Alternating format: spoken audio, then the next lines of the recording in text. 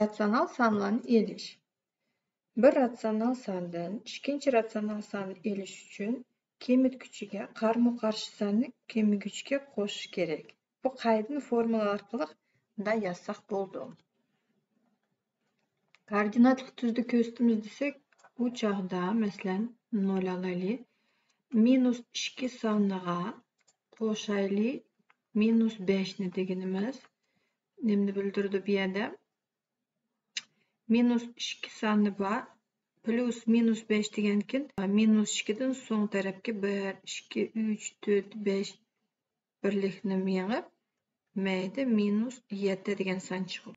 Nomer 482 ning 6-hisobi. Berilgan ifodani tepishimiz kerak. 134 elingan -400. Buni biz 134 qo'shilgan -400 ning qarama-qarshi soni 400 bo'ldi. Shu vaqtida 134 ga 400 ni qo'shsanglar 534 chiqadi. Ya'ni shundaq miyat tirnaq bo'lganda sonlar hisob ketay. Agar biz plusni plus ko'paytsak plus chiqadi. Minusni minus qilib ko'paytsak plus belgisi chiqadi. Agar tamg'ilari har xil sonlarni olsak, biri plus, biri minus bo'lsa, bu vaqtida ko'paytganda har qachon minus chiqadi. Bu yerda yana minusni plusga ko'paytsak, shu o'rin almashtirish bo'lg'achqa buningmi javobi minus belgi bo'ldi. Nomer 484 ning 6-da -4,12 dan 11 ko'chirib yozamiz. 4,12 dan 11. Mayda -2 minus bo'lgankin plus qo'shimiz 18 dan 11 ni. Endi bir son minus bir son plus bo'lganda biz moduli cho'ng sondan moduli kichik sonni olamiz va cho'ng sonning belgisini qo'yamiz. Shuning uchun minus yozib 4,12 dan 11 elingan 18 dan 11 deb yozsak bo'ldi. Hisoblaydiganlar bu bo'ldi. Butun sondan 4 o'zili qoldi-ki, 12 bilan 18 ning mahrajisi ham 12 ham 18 ular 6 ga bo'lindi. Mayda 6 ko'paytirilgan 2, mayda bo'lsa 6 ko'paytirilgan 3. Shu vaqtda umumiy mahrajini tepish uchun 6 ni qisqartib o'taylik. Ili 12 ni 3 ga ko'paytirsizlar yoki bo'lmasa 18 ni 2 ga ko'paytirsizlar. Har ikkinchi joyda 36 chiqadi. Mahrajisi 36. 36 ni 12 ga bo'lsak, mayda buni 3 mashaq keldi. 36 ni 18 ga bo'lib o'tsanglar, mayda buni 2 degan son keldi. 11 ni 3 ga ko'paytirib o'tsanglar 33, 11 ni 2 ga ko'paytirib o'tsanglar 2 o'xshash 22. Javobi bo'ldi -4,36 dan 11. Berilgan ifodada A 832, B 1812 bo'lganda ma'nosini topinglar deydi. O'rni qo'yib chiqaylik. Tirnoqlarni ichib o'tsak, bu yerda 2 tal salbiy son bor ekan, birisi ijobiy bor. Shuning uchun biz cho'ng sonni kichik son deb cho'ng sonning belgisini qo'yamiz degan qoidani ishlatsak, minusni tirnoq teshig'i chiqarib olmizga bo'ldi. 1812 plus 369 elingan 832. Javobi bo'ldi -1349. A, B, C berilgan bo'lsa, A qo'shilgan B elingan C ifodasining ma'nosini topinglar deydi. O'rni qo'yib chiqaylik A, B, C'ni. Tirnoqni oldi deyishdim yo'q, plus tug'ashqa biz tirnoqlarni evitaylik. Tirnoqsizli yozaylik. Minus C deydi. Qaranglar, C o'zi minus, o'sha minus bo'lgankin bo'ldi. Plus 2,4 dan 3. Bu yerda 2 ga 2 ni qo'shib o'tsanglar 4, 4 3-chi bo'ladi. Shuning qo'shiluvchilarning o'rinlarini almashtirib o'taylik. Plus minus turganda sirazi umumiy mahrajni tepaylik. Topaylik. 2 ga 2 ni qo'shib 3 ni o'tsanglar qoldi 1 butun. 12, 4 va 8 ning umumiy mahrajisi 24. 5 yerda 2 10 plus 18 elingan 15 bo'ldi. 1,24 dan 13. Tanlamini yechinglar. Bu yerda yana buni y minus bo'lgankin, bu yerda sizlarga bo'lishi mumkin, xato qilishinglar mumkin. Prosta minus y ni ko'chirib yozib qaranglar. 72,10 dan 4 o'ng tarafda bor, uning qishig'i 50 o'ng tarafga ko'chsa minus 50,10 dan 3 bo'ldi. Shu chog'da minus y teng 72 dan 50 ni o'tsanglar 22,10 dan 1.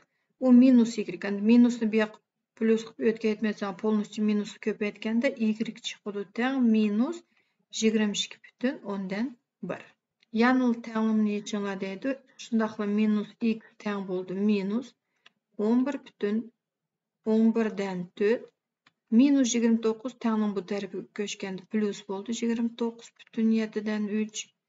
Endi yanıl bu yerda moduli cho'ng sondan moduli kichik sonni yetsak, x teng bo'ldi 29dan 11 yetsanglar 18,1. 11 bilan 7 o'zaro oddiy sonlar, shuning uchun maxrajisi 77 tushdi. 77 ni 11 ga bo'lib etsanglar 7, 7 ga bo'lib etsanglar 11. Shu vaqtida bo'ldi 33 elingan 28. Minus x teng 18,77 dan 5. Minusni bu yoqqa o'tkazsak, javobi bo'ldi x teng minus 1 ko'paytirib etsanglar minus 18,77 dan 5. Endi tövəndəki belgən hesabını seliştiringlar deydi.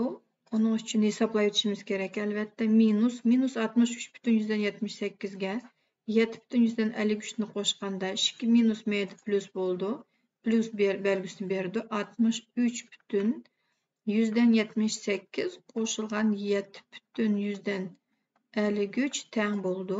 71,31. Endi конечно же 71,38 ve 31 geçirsizler. 770,31'den kam. Minus x teng 63,5'den 4 elingan 40,9'dan 5. Qaranglar, bunu 40,9'dan 5'nin aldidagi belgisi plus, bunu qarmaymiz. Bunu 40,9'dan 4 o'ng tarafga ko'chganda minus bo'ldi. Shu vaqtida minus x teng 63 dan 40 ni yetsanglar 23,5 bilan 9 ning maxrajisi 45 o'zim. Bu yerga 9 menga 5 kelsa bo'ldi 36 elingan 25. Shu vaqtda minus x teng 23,45 dan 11. X teng bo'ldi, ya'ni minus 1 ko'paytirsak minus 23,45 dan 11. Yanıl tenglimi bu yerda 1, 2, 3 qo'shuvchi bor ekan. 5'ida medianni x ni chiqara olmasam, buni boshqacha ko'rsak, qaranglar. Endi men buni minus x ni o'ng tarafga o'tkazib, minus 3,10 minus 10 dan 3 ni so'ng tarafga o'tkazdim. Biroq x ni birinchi yozib olman. Shu vaqt bo'ldi x teng o'zi minus x emas, просто x teng 30 dan 7 elingan 6 dan 1 ve qo'shilgan 10 dan 3.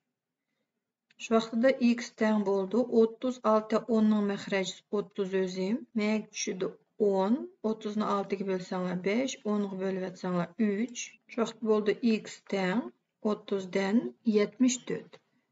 74 30'dan chiq, shuning uchun buni aralash kasalga aylantirib o'taylik. Men menga yozib qo'yay.